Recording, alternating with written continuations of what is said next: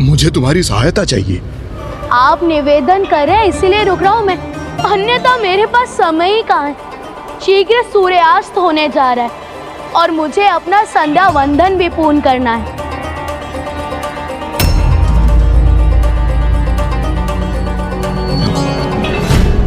मैं अनुरोध करता हूँ कि आप इन्हें कुछ समय के लिए थाम लीजिए। आपको पूर्ण विश्वास है ना कि इनमें अधिक भार नहीं, मैं संभाल सकूंगा ना?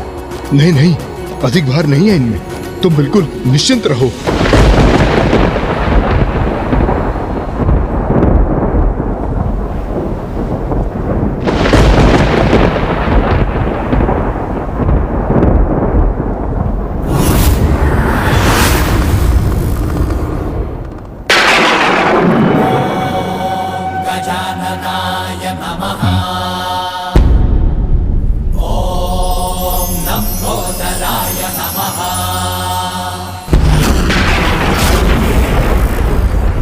योद्धा जी, आपने असत्य कहा मुझसे कि इनमें अधिक भार नहीं है।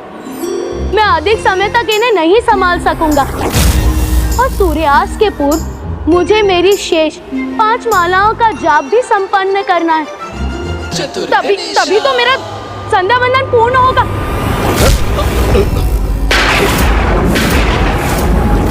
बस कुछ समय के लिए संभाल लो, मैं अभी लौट कर आता हूँ। अच्छा इतना तो करो, जब तक तुम्हारे 5 माला का जाप संपन्न होता है तब तक ही संभाल लो।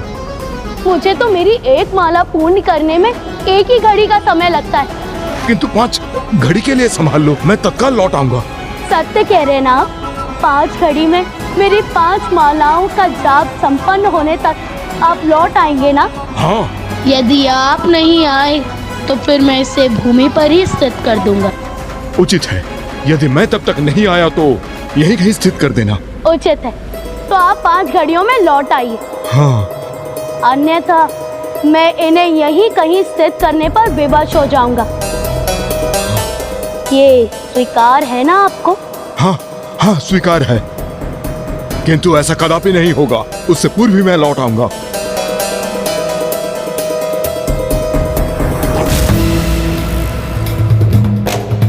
अच्छा, तो फिर आप यहाँ रुके क्यों हैं? जाइए, आपका समय आरंभ हो चुका है। ओम नमः शिवाय, ओम नमः शिवाय।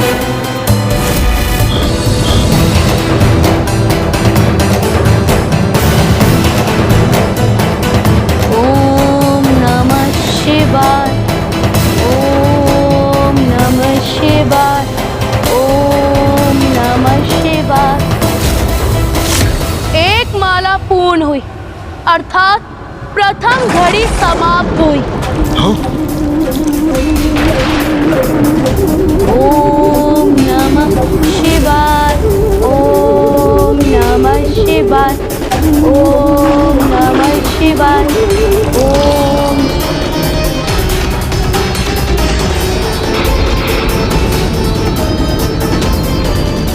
दूसरी माला के जाप के साथ दूसरी घड़ी भी समाप्त हुई। मुझे शीघ्रता करनी होगी। लघु शंका के पश्चात मुझे स्नान कर संध्या वंदन भी तो करना है।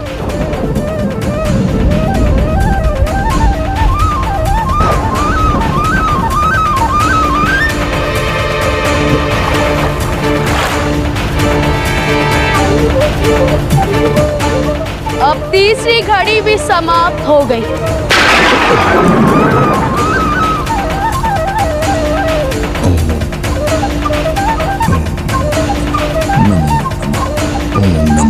चौथी माला के जाप के साथ चौथी घड़ी भी समाप्त हो गई। अब मैं अपने अंतिम माला का जाप आरंभ करता हूँ। नमो नमः, ओम नमो नमः, नमो नमः, नमो नमः, नमो नमः, नमो नमः, नमो नमः, नमो नमः।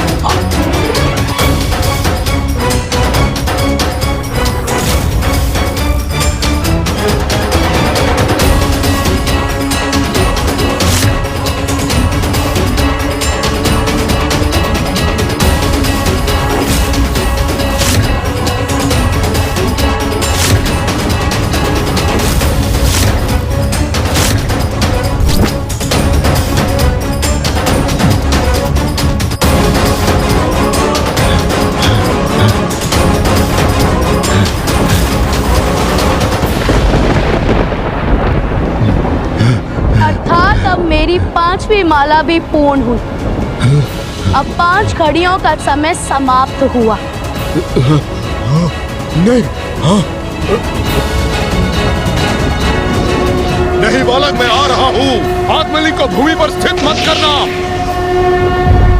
तुम मेरा आत्मलिंग अपने साथ अवश्य ले जा सकते हो रावण, किंतु स्मरण रखना, आज सूर्यास्त से पूर्व तुम्हारी इच्छा के अनुसार जहां मेरा आत्मलिंग थल का स्पर्श करेगा वो सदा के लिए वही स्थापित हो जाएगा।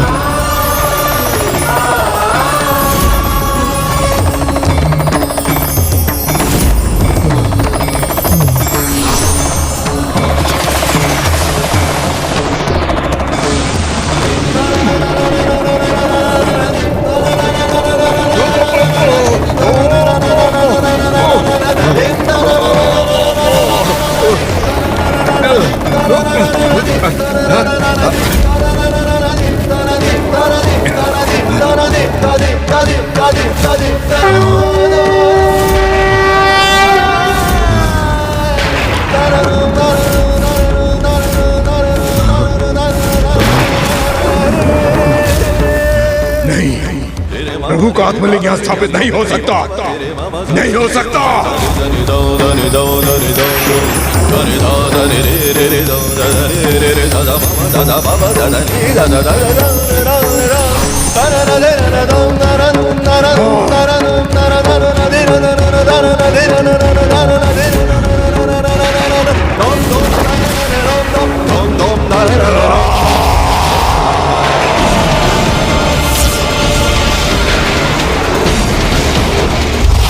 पुत्र, जाओ, जाकर प्रभु महादेव का आत्मलिंग लेकर आओ। इस बार मैं प्रभु महादेव को अपने साथ लेके ही लौटूंगा, अन्यथा आपको कभी अपना मुख नहीं दिखाऊंगा मैं।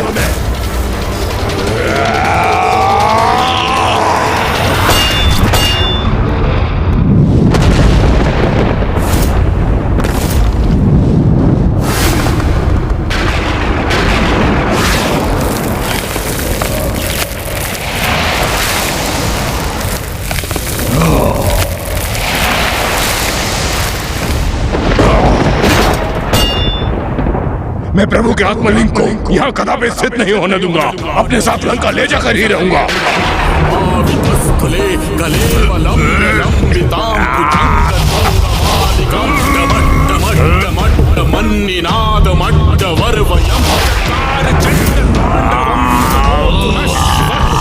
आप प्रभु की आत्मलिंग को अपने स्थान से कदापि नहीं हिला सकते हैं लंकेश।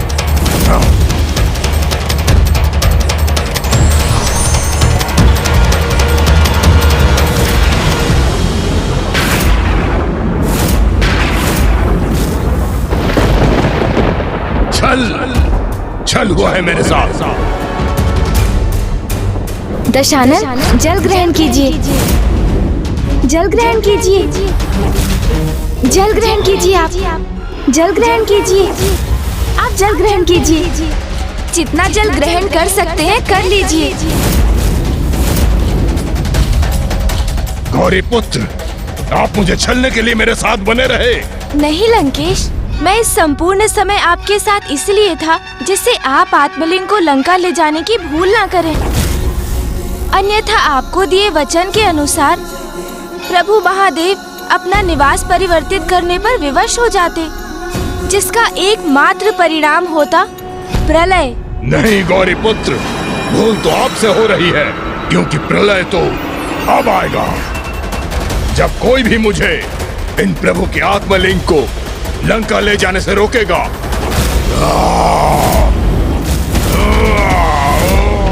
लंकेश, अब अपना ये प्रयास यहीं रोक दीजिए आप, क्योंकि इन्हें यहाँ से विस्थापित का प्रयत्न करना पाप होगा और इतने महाज्ञानी होने के बाद भी ऐसा अनर्थ करने की मूर्खता मत कीजिए आप। आपके लिए मूर्खता होगी गौरी पुत्र, किंतु मेरे लिए ये उद्देश्य है। आप जो चाहते थे आपने वो किया, अब जो मैं चाहूंगा वही होगा। उसमें आपका कोई भी हस्तक्षेप स्वीकार नहीं करूंगा।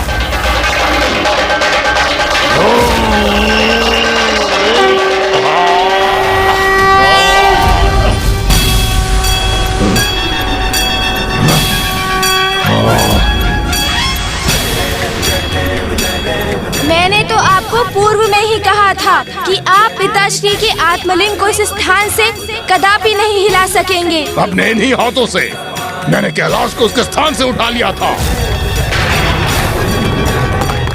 और इन प्रभु के आत्मलिंग को मैं लंका अवश्य लेके जाऊंगा।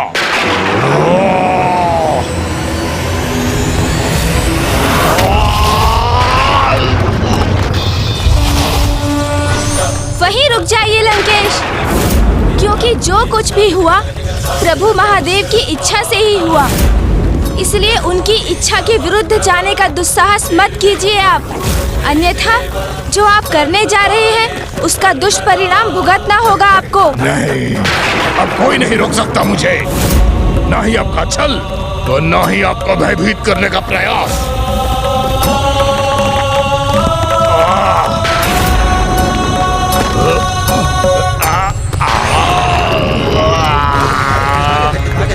जय शिव शंकर शंभू। लंकेश, आप जो कर रहे हैं सर्वथा अनुचित है। वो उन सभी सीखों के विपरीत जा रहे हैं आप, जिनका उल्लेख आपने प्रभु शिव के अवतारों की कथाओं में स्वयं किया था लंकेश।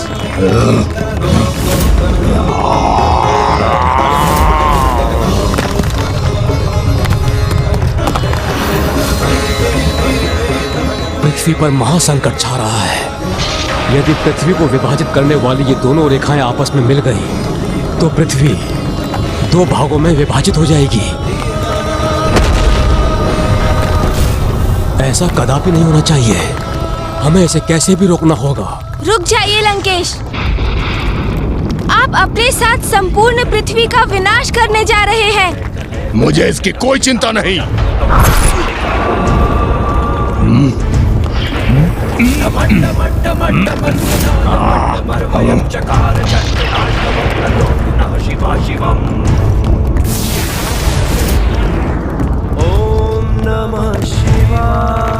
लंकेश ने तो जैसे निश्चय ही कर लिया है कि वो अपनी हट में पृथ्वी का विनाश ही कर देगा।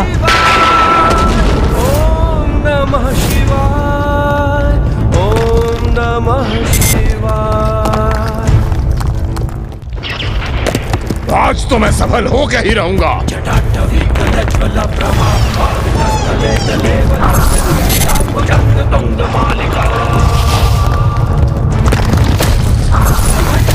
लंकेश, अब मैं आपको अंतिम चेतावनी दे रहा हूँ, रुक जाइए।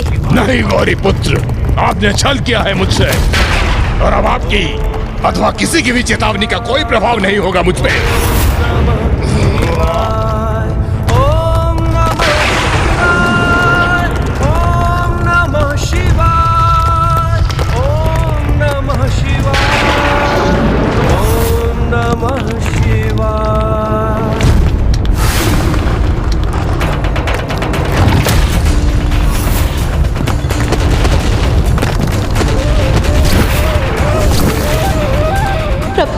प्रभु, भूदेवी संकट में है।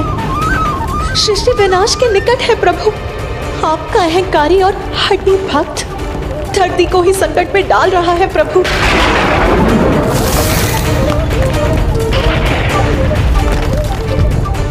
अनेकों चेतावनी दे चुका हूँ मैं आपको दशानन, किंतु अब मैं आपके रुकने की और प्रतीक्षा कदापि नहीं करूँगा। आपको आपकी इस उद्दंडता का उचित दंड दूंगा मैं।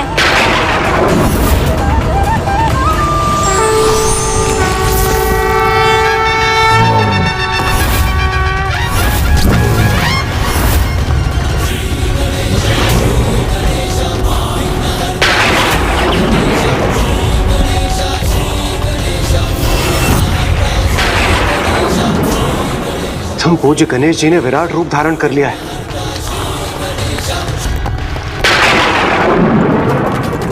किंतु सृष्टि तो एक अत्यंत ही विकट संकट की ओर बढ़ रही है। लंकेश रावण ने कितनी अनिष्टकारी परिस्थिति उत्पन्न कर दी है और अभी भी वो रोकने के लिए तैयार नहीं है।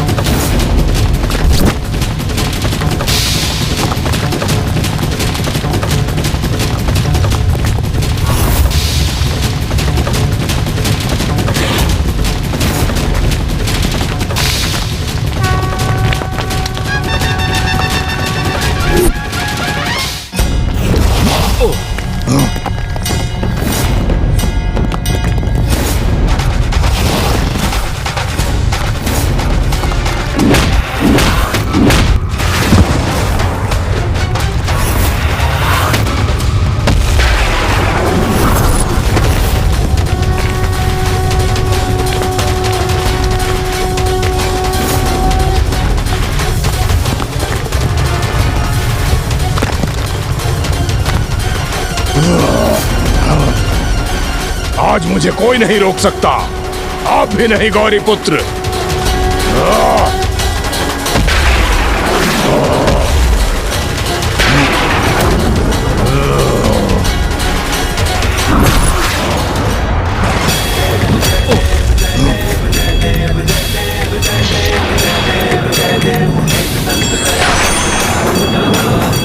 आप मुझे मेरी शक्ति का प्रयोग करने के लिए विवश कर रहे हैं गौरी पुत्र।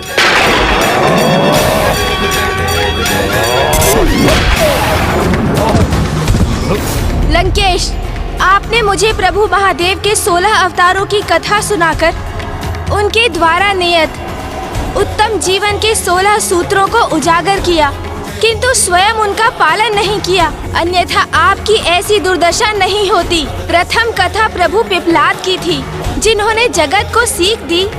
अपनी शक्ति के सदुपयोग के प्रति सभी को सदैव सजग रहना चाहिए, कभी उस शक्ति पर अहंकार नहीं करना चाहिए।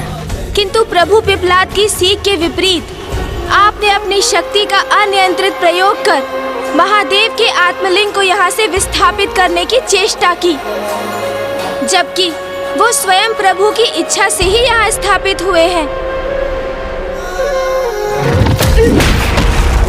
फिर प्रभु नंदेश्वर की कथा से ये सीख प्राप्त हुई, प्रभु की भक्ति को हृदय में धारण कर बढ़ने से किसी भी कार्य में सफलता प्राप्त हो सकती है।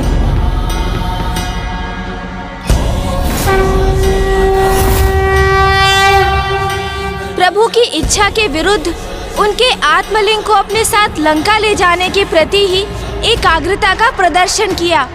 प्रभु के तीसरे अवतार थे प्रभु भैरव, जिन्होंने ये स्पष्ट किया कि अपार शक्ति का उपयोग महान कर्तव्यों के निर्वाह के लिए ही होना चाहिए, किंतु आपका एकमात्र उद्देश्य तो स्वयं को सुरक्षित रखने हेतु प्रभु महादेव को लंका में स्थित करना ही था। प्रभु के चौथे अवतार प्रभु वीरभद्र के माध्यम से उन्होंने ये स्थापित किया कि जो ज्ञानी और शक्तिशाली होते हैं उन्हें कभी भी निष्क्रिय रहकर अधर्म और अन्याय का मूक समर्थन नहीं करना चाहिए। किंतु आप तो महाज्ञानी और महाबली होते हुए भी स्वयं अधर्म के पथ पर ही अग्रसर रहे। प्रभु के पांचवे अवतार प्रभु गृहपति थे, जिनसे ये सीख प्राप्त हुई, प्रबल इच्छा शक्ति और पूर्ण निष्ठा एवं श्रद्धा से कुछ भी संभव हो सकता है।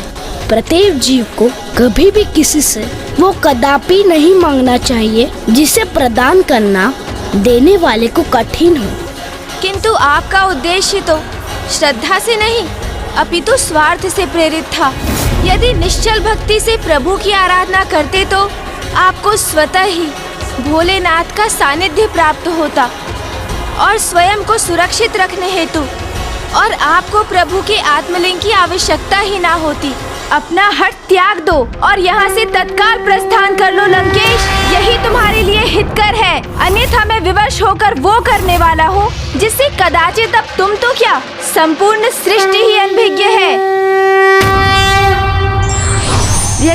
ज्ञानी होते हुए भी अपने ही बोले गए वचनों का पालन नहीं करता तो फिर उसका ज्ञान किसी कार्य का नहीं।